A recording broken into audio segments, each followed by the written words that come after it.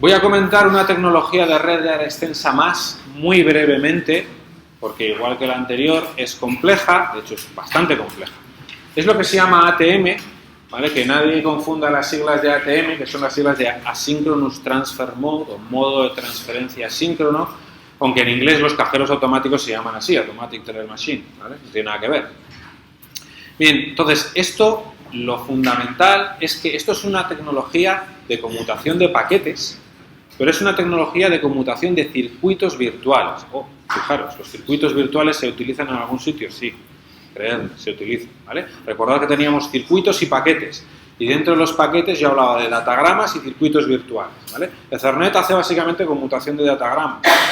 ATM hace conmutación de circuitos virtuales. Eso quiere decir que lo que enviamos son paquetes, pero hay que establecer un circuito virtual, tenemos que notificar a la red de que vamos a enviar los paquetes de un flujo, ella elige el camino y nos puede reservar recursos, ¿vale?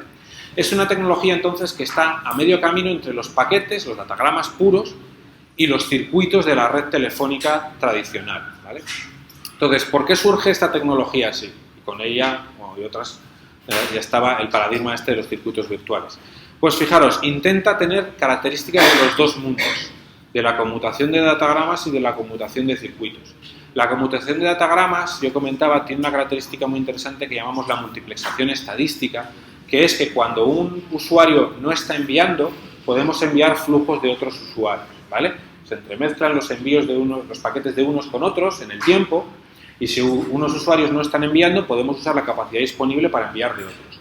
Eso está muy bien, nos permite usar mejor los recursos que en el caso extremo de la conmutación de circuitos. En la conmutación de circuitos, pensad en la telefonía, yo reservo un canal de 64 kilobits y aunque no esté diciendo nada, por ahí va un flujo de ceros y unos que no sirve para nada y que nadie más puede utilizar, ¿vale? Entonces, en la conmutación de paquetes no enviamos nada y se puede enviar paquetes de otros usuarios, ¿vale? Eso es bueno de conmutación de paquetes, eso lo tiene la conmutación de circuitos virtuales porque envía paquetes. Por otro lado, la conmutación de circuitos tiene una cosa muy interesante y es que como hay una señalización inicial avisando de que quiero llamar a no sé quién, ¿vale? La red puede prepararse, elegir un camino y reservar recursos en el camino. Eso no lo puedo hacer en la conmutación de datagramas porque envío cuando me da la gana sin avisar a nadie de para dónde voy a enviar el paquete, ¿vale? La información está en el paquete cuando lo envío y ya voy tarde. La conmutación de circuitos virtuales tiene esa fase de establecimiento del circuito previa, con lo cual yo le estoy diciendo a la red, voy a comunicar este usuario con este otro usuario, elige un camino y resérvame todos estos recursos, ¿vale? Entonces es una tecnología que nos va a permitir transportar flujos de datos, paquetes, entre ordenadores, que a veces hablan y a veces no, que no tienen muchos requisitos a lo mejor de calidad, sobre todo hace tiempo, ahora ya tienen bastantes más, y comunicar también flujos de paquetes que a lo mejor son de servicios que sí tienen ciertos requisitos de calidad.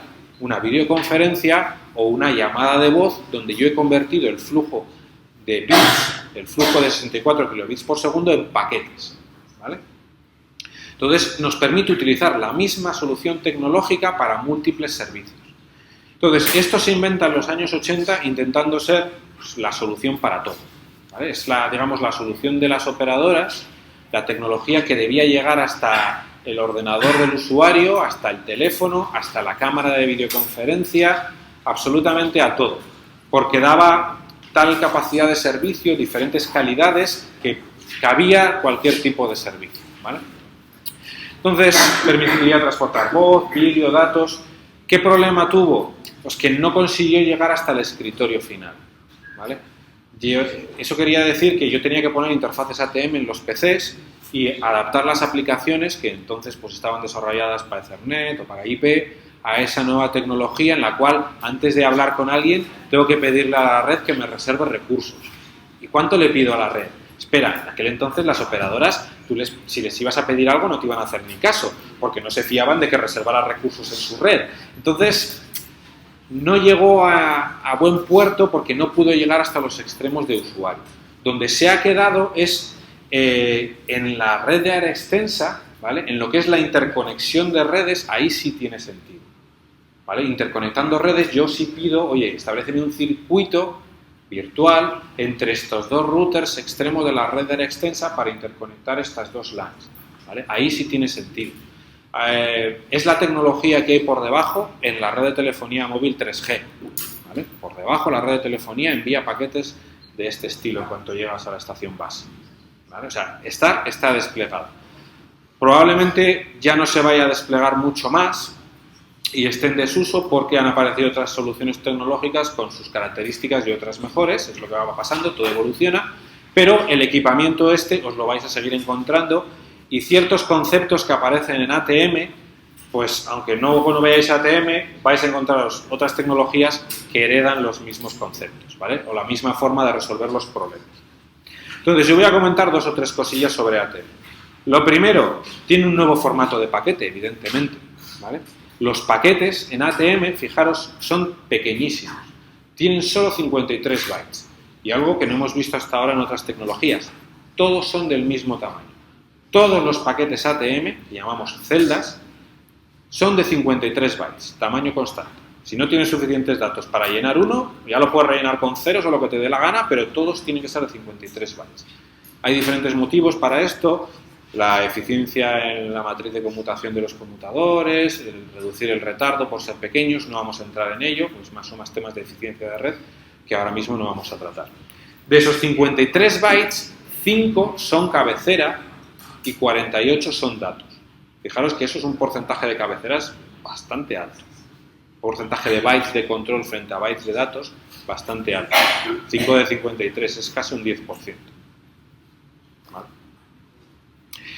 Entonces, en general es una tecnología que nos vamos a encontrar dentro de la red de área extensa, interconectando redes extremo o equipos extremo, que va a establecer circuitos virtuales. Esos circuitos virtuales son punto a punto, ¿vale? Y es entender que es una asociación lógica, ¿vale? Que incluye el camino por la red y recursos reservados en los enlaces, en los conmutadores de ese camino, ¿vale? Ese circuito virtual.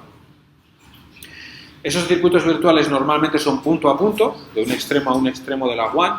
Pueden ser punto a multipunto, de uno a múltiples, lo normal es punto a punto. Y normalmente son bidireccionales también, ¿vale? Los punto a multipunto pues normalmente son unidireccionales. Terminología que no solo aplica a ATM, sino que aplica a muchos escenarios de red, normalmente de red de área extensa, y la comento aquí porque es el primer sitio donde yo creo que nos sale. Hablamos de 2 tipos de interfaces, lo que se llama la interfaz UNI y la interfaz NNI. UNI son las siglas de User to Network Interface y NNI son las siglas de Network to Network Interface, ¿vale? Entonces, una interfaz UNI es una interfaz entre el usuario y la red, en este caso, y la red ATM, ¿vale? Entre el equipo del usuario y el conmutador ATM. Una interfaz NNI es entre 2 equipos, entre 2 conmutadores de dentro de la red ATM, ¿vale? Esto se extiende a otras tecnologías, el mismo concepto, ¿vale? Entonces, no voy a explicar los campos de la cabecera ATM. Son pocos, solo hay 5 bytes, tampoco hay mucho. Entonces, lo único que me interesa de los campos posibles, y en realidad es prácticamente lo único que hay interesante, son 2 de ellos, que los vamos a entender prácticamente como uno solo. Es un campo numérico que se llama el VPI, que son las siglas de Virtual Path Identifier, y otro campo numérico que se llama el VCI, el Virtual Circuit Identifier, ¿vale? Entonces, esos 2 números son los que permite reconocer cuando la celda va saltando de conmutador en conmutador, permite reconocer a qué circuito virtual pertenece, ¿vale? Ese es el formato de la cabecera de la celda en el interfaz con el usuario. En el interfaz con la red cambia ligeramente la cabecera, simplemente el VPI puede ser más grande, ¿vale? No es algo que nos interese ahora, pero que sepáis que entre la interfaz UNI y la interfaz NNI, entre la interfaz al usuario y la interfaz dentro de la red, incluso puede haber cambios de formato en los paquetes, ¿vale? Ya hablaremos más sobre esto en otra asignatura. Lo importante aquí es, tengo paquetes, pero tengo circuitos virtuales. Eso quiere decir que voy a tener una fase de señalización y voy a poder reservar recursos y elegir el camino, o lo va a elegir la red por mí. Esos paquetes son todos del mismo tamaño, 53 bytes, no hay opciones. La cabecera de 5 bytes, los datos 48 bytes, ¿vale? Son pequeños, tamaño constante. Es conmutación de circuitos virtuales y el último concepto importante es cómo yo empleo ese identificador numérico. ¿Bien? ¿Cómo se suele hacer esta conmutación de circuitos virtuales? Y ojo, hay más tecnologías que heredan este modo de funcionamiento, simplemente en esta asignatura no las vamos a ver. Entonces, fijaros, yo he dicho, ese identificador numérico, ese VPI, VCI, nos dice en un conmutador la celda a qué circuito pertenece. Entonces el conmutador consulta una tabla y decide por qué enlace tiene que salir la celda, ¿vale? Bien, el identificador numérico no es único en toda la red en el sentido de que ese número está reservado para ese circuito, ¿vale? Porque eso sería un problema para coordinar todos los conmutadores para que no se elija para dos circuitos diferentes el mismo identificador numérico, ¿vale? Entonces, el identificador numérico identifica al circuito, pero, y esto es un concepto importante, solo tiene sentido en el enlace entre dos equipos, por ejemplo, entre dos conmutadores, ¿vale? Fijaros, ¿cómo funciona un conmutador? Pensad en, esta es la explicación de cómo funcionaba un conmutador Ethernet, esta es la explicación de cómo funciona un conmutador ATM. A un conmutador ATM le llega una celda. La celda mira la cabecera, bueno, hay un código de detección de errores, me da igual, mira esos dos valores de VPI y VCI, ¿vale? Y consulta una tabla que en función de el puerto por el cual le ha entrado la celda y el valor de VPI y valor de VCI que traía la celda, con eso indexo la tabla, la entrada en la tabla me dice qué tengo que hacer con la celda, ¿vale? Y básicamente me dice dos cosas. Uno, por qué puerto tengo que reenviar la celda, ¿vale? Y dos, el valor de la celda de VPI, VCI, ¿a qué otro valor se lo tengo que cambiar? ¿Vale? Con lo cual, la celda viene con un valor y sale con otro. Pero el siguiente conmutador la espera con ese nuevo valor, ¿vale? Cuando le llega, él tendrá una entrada en la tabla que dice, cuando me llega una celda por el puerto oeste, con estos valores, justo los que trae la celda, ¿qué debo hacer con ella? ¿Vale? Y esto es lo que programamos en todas las tablas de los conmutadores. Cuando te llegue una celda de este puerto con estos números, sácalo por este otro puerto y cámbiale los números a estos otros. No es obligatorio cambiárselos, pero como puedes cambiárselos, en realidad los números solo tienen sentido en el enlace, ¿vale? Porque en el siguiente enlace los ha podido cambiar el conmutador, ¿vale? ¿Sí? ¿Se ve un poco el funcionamiento? Entonces, lo que hace la señalización, el definir el circuito, es meter esas entradas en las tablas, ¿vale?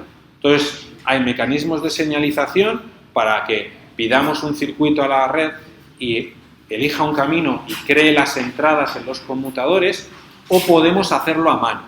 Y es muy común hacerlo a mano.